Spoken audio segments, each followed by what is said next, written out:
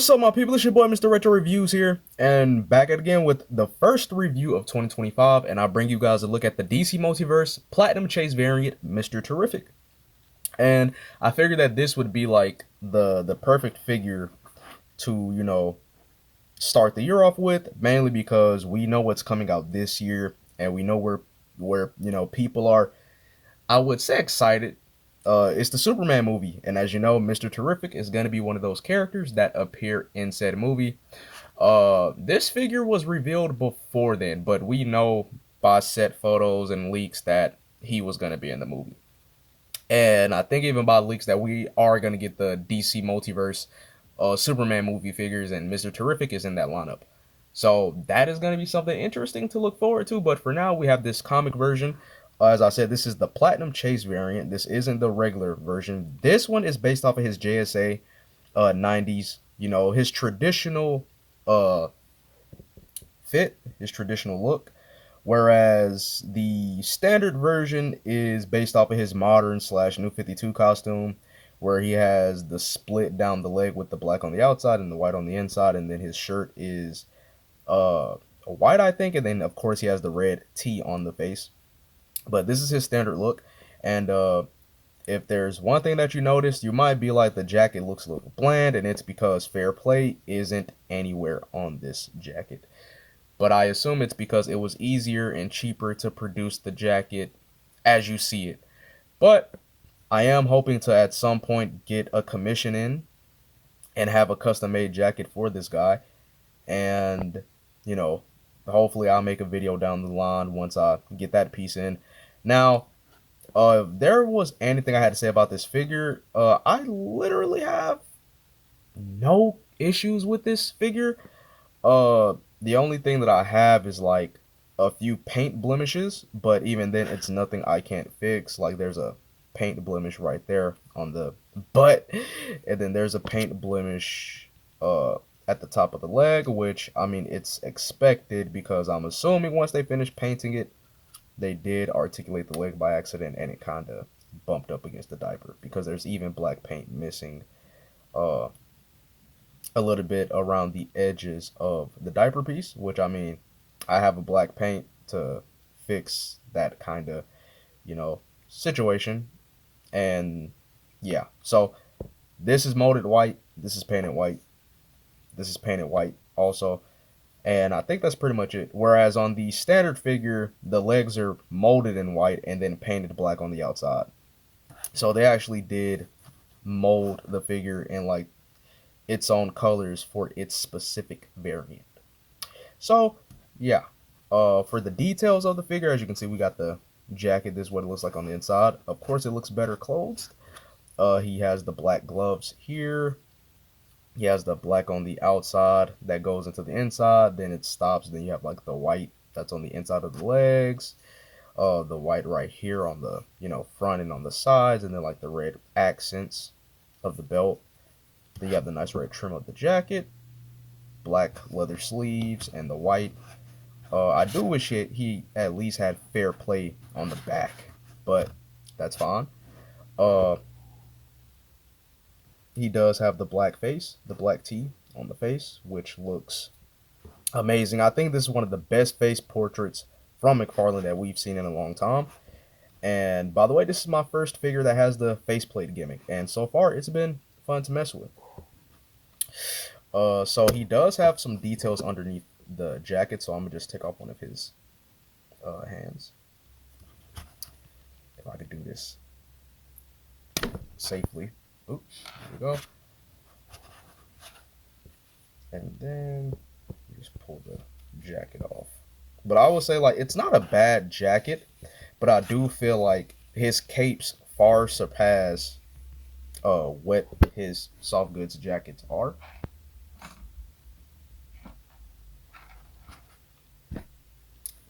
But yeah, I do expect for him to get better at making jackets as time goes on, and then eventually we'll get like bendy wired coats. So as you can see, he does actually have fair play written on his biceps underneath the jacket. And which is why I say like this leaves the opportunity for you to get like a soft goods jacket of your own, and then put it on him, because he does have pretty much his base uniform underneath. And it does make it a little bit more fun for him to handle, mainly because of how baggy the jacket is. And once you take it off, you just have the base figure. He does feel a lot more, like fun and solid to pose and hold. But yeah, so that is the suit and all the detail. I do have him on his stand right now currently, just to stabilize him a bit. Good thing I removed the jacket ahead of time. I can just go ahead and show you guys the articulation. So for starters, it goes up, goes down. You do get all around because it is a double ball peg. You got ball socketed shoulders, so you get all that range of movement. You got your bicep swivel, then the double jointed elbow. You got the ball jointed wrist, which I'm glad that they gave him black wrist joints instead of flesh tone. It makes the transition look a lot smoother and cleaner. For the torso, he bends back that much, which is pretty good. He bends forward that much, which, I mean, it could be better. Then he has the rotation on both ends, which is pretty good. For the legs, he kicks up that much, which is pretty decent. He kicks out to the side that much. Then he has the swivel, which this is one of the figures that has like one of the best functioning thigh swivels. And he has the double jointed knee. He has the rotation at the ankle with the bend, the pivot, like I said, the forward, and he has the toe joint. So yeah, this is pretty much your standard DC Multiverse buck. It's essentially, I don't want to claim it as like the Bucky cap of the Multiverse line, but it's your standard male body for like the comic book figures. And I think it works for like most of the characters that they selected for. I think it works. So yeah, it does what it's supposed to do. Sorry for that brief interruption. Food had arrived, so had to go, eat real quick. And then, because I didn't want the food to get cold, but, since now we're back, I'm going to try something new. Now, I'm pretty sure I talked about this before, speculating that I was going to try something new with the reviews. That being, when it comes to this part of the review, showcasing the accessories and what have you. So, thanks to this light box here, I can show you guys things from like a sky view, if you want to call it that. So we got the data file here, we got the base, we got the face sculpts, we got the 3 T-sphere effects, but most importantly, I want to talk about these face plates, because this is the first figure I have, like I said, from DC Multiverse that has the face swap gimmick, and I have to say it's pretty cool. I haven't had any problems with the faces falling off or anything like that, so that is pretty nice. The data file card has the costume that I mentioned is the New 52/modern outfit, and the card is cool. I'm pretty sure this is the cover from the New 52 comic book. As you see, got the nice foil on the side. Got Mr. Terrific JSA with a nice foil, but this is not from JSA. This is from his solo New 52 run. Then you have the information on the back if you want to pause and read it. So there you go. The standard DC Multiverse stand, nothing to run home about, nothing to freak out about. And then and we got the face. So for starters, what I want to do here, I'm pretty sure, I don't know if I mentioned how the face has blue shading on it, but like, yeah, all the faces have like a nice blue shade over the black, and it brings out some of those details. So this is his neutral face, and then what you simply do is like imports in a way to where like you just pop the face off. That is a very, Yeah, it's something very freaky. Uh, as you can see, got the system in there, face right here. Just attach that, and now he has a new face. And the blue shading is a lot more apparent on this face, and it's like a smiling expression. It looks pretty cool, and I like the way it looks. The face swap is pretty seamless, and all the faces are pretty. Pretty. All the faces are pretty clean, so I can't really complain in that regard. And then this is probably like my favorite expression, which is like the screaming one. And man, this one looks fantastic. So I will say that like Todd, he killed it with these figures.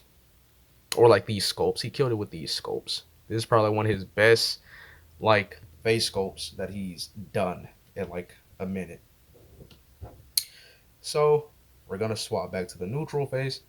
We're gonna take a look at the T-Sphere accessories. So he has this first one that is like a, you know, it's forming a field, like a force field. And we do briefly see it in like the Superman trailer where he has like the red force field around him. So this looks cool.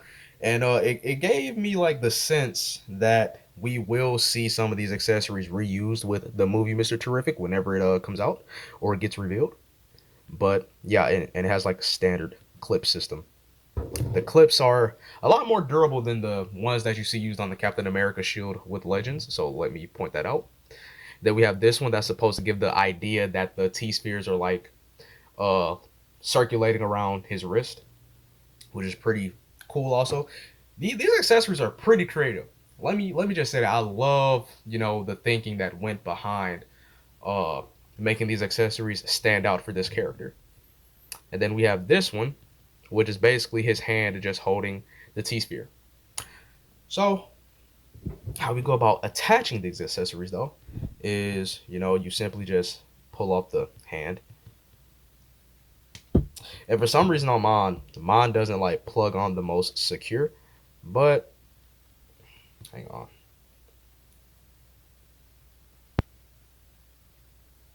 It doesn't plug on the most secure, but like once you have it on there, it does stay. So there you go. And then like I said, this one is your standard clip. So and they're fitted to the wrist. So you just snap that around the wrist and it's there. It looks like this. And you'll see it in action in the photos at the end. You're gonna see like a better use of this, like a much clearer idea, something that doesn't look as roughly drafted as what you're seeing as I'm posing it live on camera. So that looks nice, and you can always pop it off and do the reverse if you want it to fully extend out like that. And then you have this one where this one is also fitted to the wrist. So you're just gonna, let's see, yeah. So you're just gonna slip it over the wrist and fit it on there. And you do get something like this. Like I said, you'll see how much better it can look in photos.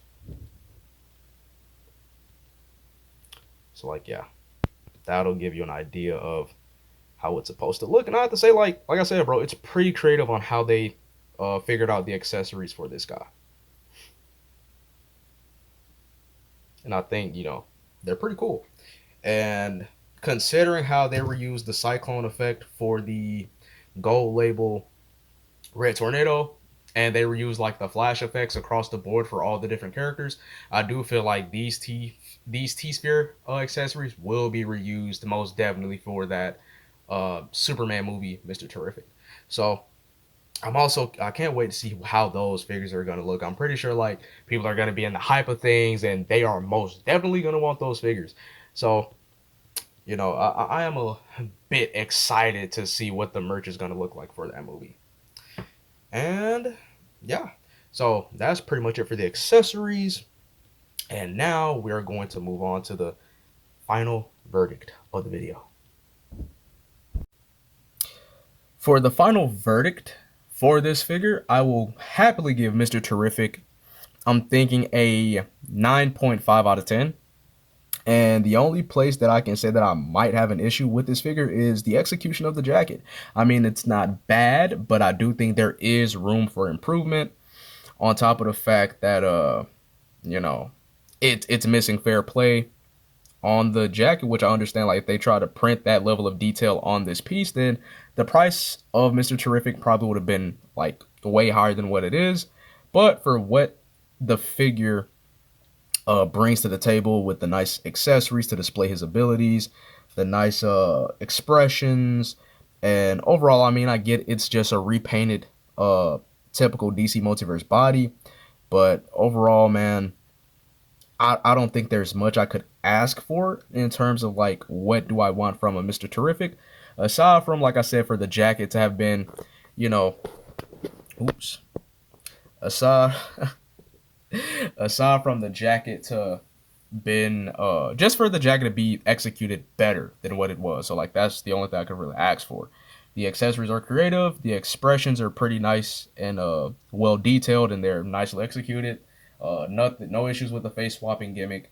Uh, Everything's pretty much there. I mean, if I wanted to be nitpicky, I could say that I wish he had two fisted hands instead of like one gripping hand and then one fist. But hey, we got some accessories that display his powers. There's nothing much I can't complain about. He has the hand that is holding the T sphere that replaces that gripping hand. That is okay with me. Uh, I will be showing the size comparisons in photos. That is another thing that I said that I was gonna start doing, and I will continue that because I just think it's an easier transition. So yeah, thank you guys for joining me on this review. Hopefully you found it informative and that you enjoyed it, and that I helped you decide if you wanted to either pick up this version or if you wanted to pick up the standard release. With that being said, the platinum editions are, usually the harder to come by figures. And on top of the fact, let's talk about how Todd makes the definitive design for characters platinum chase variants. I'm hoping that he steps out of that phase eventually, and like the standard looks for characters becomes the things that are released on shelves versus them being platinum chase variants. Just like John Stewart Green Lantern, his iconic, or like his iconic suit for that story arc for that era of John Stewart, it's a platinum chase variant. This iconic JSA look for Mr. Terrific, platinum chase variant. Uh, there was some other figures that have platinum chase variants. Oh yeah, Geoforce, his classic 60s 70s costume, the green and yellow one, platinum chase variant. Even Darkfire was a platinum chase variant. So it's like, can we please just back up a little bit off the platinum chase variants and just let us get the definitive versions of these characters the first go around as standard releases? Like that's pretty much my only nitpick with Todd at the moment, bro. The platinum chases, the exclusives, it needs to stop because it does make it a bit tiring and drains the happiness out of the collectors that do collect this line, such as myself. It can get a bit annoying. So aside from that, I just have to say, man, pick up this figure if you're a fan of Mr. Terrific, and I recommend it. If you're a fan of Mr. Terrific, if you're hyped for the Superman movie, then you can pick this up if you want to, but you're probably gonna end up picking the movie version up if you end up liking him in that movie anyway. So you're gonna just have Mr. Terrifics on your display. But in short, I recommend this figure, 9.5 out of 10. I had to pick mine up on Mercari because all the other sites that I use, he was already out of stock. So I had to pay that hefty price point that I don't like bringing up, and I don't think anybody likes paying that much for toys. But yeah, thank you all again for watching. Make sure you like, favorite, comment, and subscribe. I'll see you guys in the next video.